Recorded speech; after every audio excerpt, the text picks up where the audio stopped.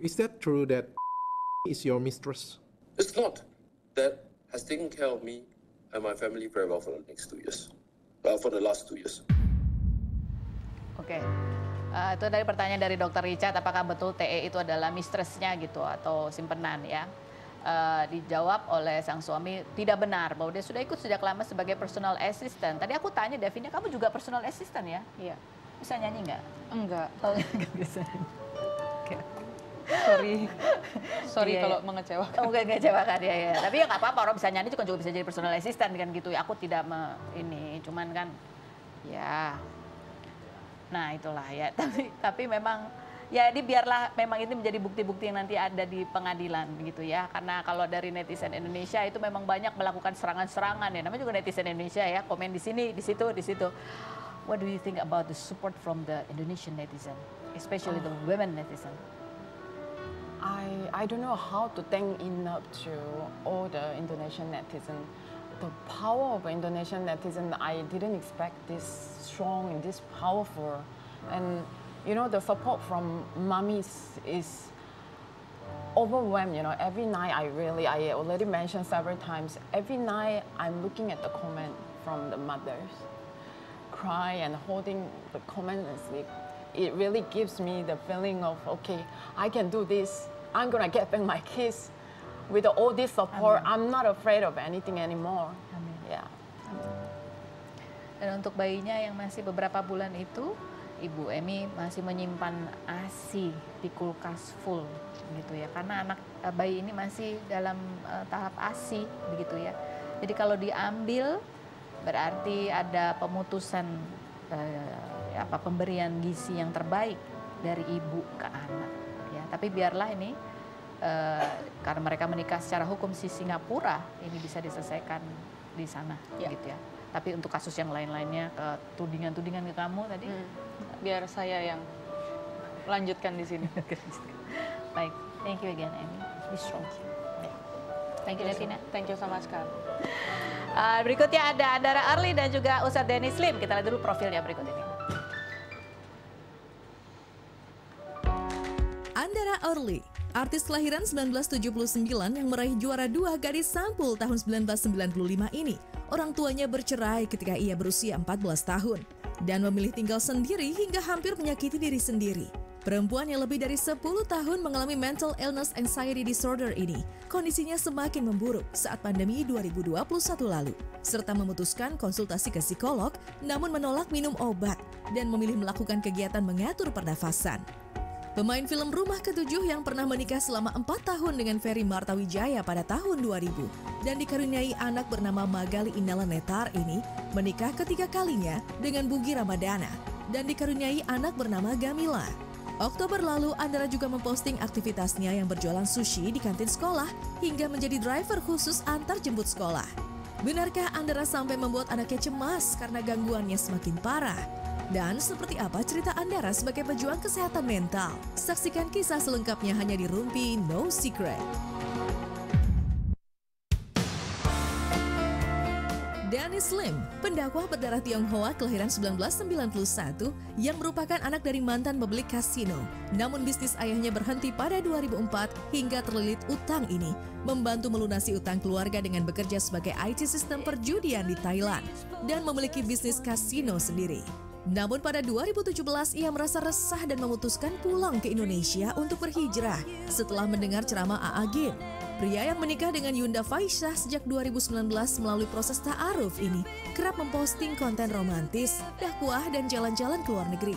Pasangan yang sedang menjalani program kehamilan ini saat umroh Januari lalu, Yunda memposting video sang suami menggendong anak kecil dan berdoa agar segera diberi momongan. Seperti apa tips menjalankan ibadah puasa dari Dennis Lim? Dan bagaimana proses program kehamilan yang sedang dijalani? Saksikan kisah selengkapnya hanya di Rumpi No Secret.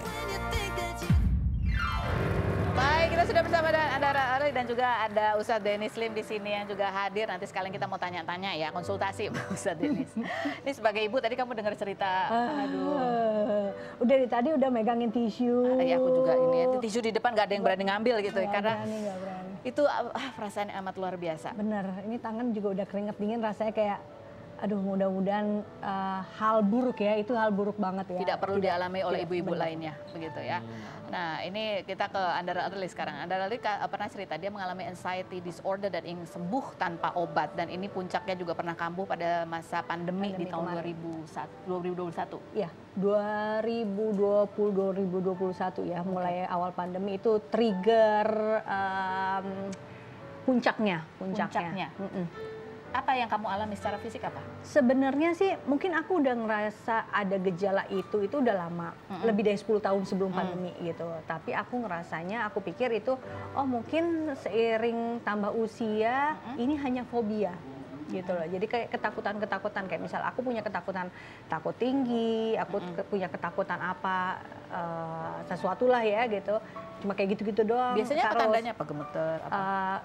Gejalanya ya kayak keringat dingin, terus apa namanya jantung berdebar, terus pokoknya rasanya tuh kayak udah di dada tuh udah panas, terus kayak nafas juga udah pendek-pendek gitu. Nah rasanya kurang lebih seperti itu. Seperti itu. Nah itu kan kamu bilang kan, kamu pikir itu adalah fobia. Ada Fobia. pemicunya nggak biasanya atau datang Pemicunya, tiba-tiba? makin tambahnya usia aku pikir ya mungkin makin tua makin banyak ketakutan ya gitu. Tapi kok kesini-sini kok ketakutannya makin nggak realistis gitu. Untuk hal-hal yang kecil aja, misalnya kayak dengar suara AC gini, itu bisa bikin aku nggak nyaman gitu. Bisa keringat dingin, ini kenapa ya AC ini kenapa ya gini, dan itu bisa makin mencekam gitu. Dan ini gitu. masih gejala ini masih. Gejala itu masih, tapi setidaknya setelah aku mulai ada kesadaran untuk enggak, gue harus sembuh dan gue bisa untuk sembuh. Akhirnya mencoba segala macam terapi, mulai dari konsul sama psikolog, nggak sampai ke psikiater ya, karena kan aku menolak untuk kalau bisa jangan obat, karena kalau psikiater pasti otomatis harus dikasih penenang dan lain-lain. Akhirnya aku cari alternatif lain, kayak aku belajar teknik pernafasan gitu, terus kemudian ada banyak healing yang aku lakuin secara secara natural. Tapi biasanya itu kadang-kadang juga digali selain dari makanan dan kebiasaan hidup kan juga kadang-kadang ada ketakutan atau trauma-trauma di masa lalu. Pasti. Dan mungkin itu sebenarnya dulu buat early yang masih remaja zaman itu, dipikir ya udah oke, nggak apa-apa gitu. Dan aku ngerasa I can handle it gitu loh. Tapi seiring dengan waktu ternyata badan ini makin gak kuat loh nampung itu semua, yang mungkin secara pikiran bawah sadar di kesadaran gitu ya, ngerasanya oke, I'm okay dengan itu, tapi ternyata makin kesini bawah sadarnya menolak, early ini udah kepenuhan nih, badannya udah gak kuat gitu. Kamu cerita yang early dulu itu masih ada cekat gitu? Masih ya? Early dulunya masih yang seperti itu gitu. Tapi kalau early sekarang sakit apa sih dulu? Dulu mungkin ya banyak hal ya, mulai dari kayak perceraian orang tua gitu kan. Makanya tadi dengan cerita Amy itu kayak aduh, benar Amy bilang please jangan bawa anak-anak ke dalam masalah perceraian mereka gitu ya. Kalau emang itu adalah masalahnya untuk dua sisi aja, ya udah selesaikan antara si pasangan itu aja, tapi jangan bawa anak-anak, karena anak-anak mau sedikit atau banyak pasti kita kena imbasnya gitu. Ikut begini. Iya sih, ini jadi nyambung begitu. Betul. Ya. Jadi ini yang udah gede, anak yang udah gede pun, ternyata luka itu masih ada. Tapi setidaknya sudah bisa berdamai dengan situasi yang ada, yang dulunya early yang remaja itu adalah maunya cuma menyalahkan pihak gitu ya. Tapi begitu waktu mengajarkan banyak hal, ngelihat bahwa saya nggak bisa terus begini, life must go on, dan ternyata saya bisa berdamai dengan kondisi-kondisi seperti itu. Cuman badannya emang harus sembuh dulu. Badannya benar-benar pada saat stres dan mulai itu banget, gitu. banget. Menyimpan luka juga di badannya. Pasti. Oke, baik. Sekarang kita ke Ustadz Denis ya. Apa sih, ada artikel-artikel bunyinya? Coba kita buka dulu artikelnya. Postingan, aduh. Salah satu dream big aku 2024 ini adalah menjadi seorang ibu, ini dari istrinya ya.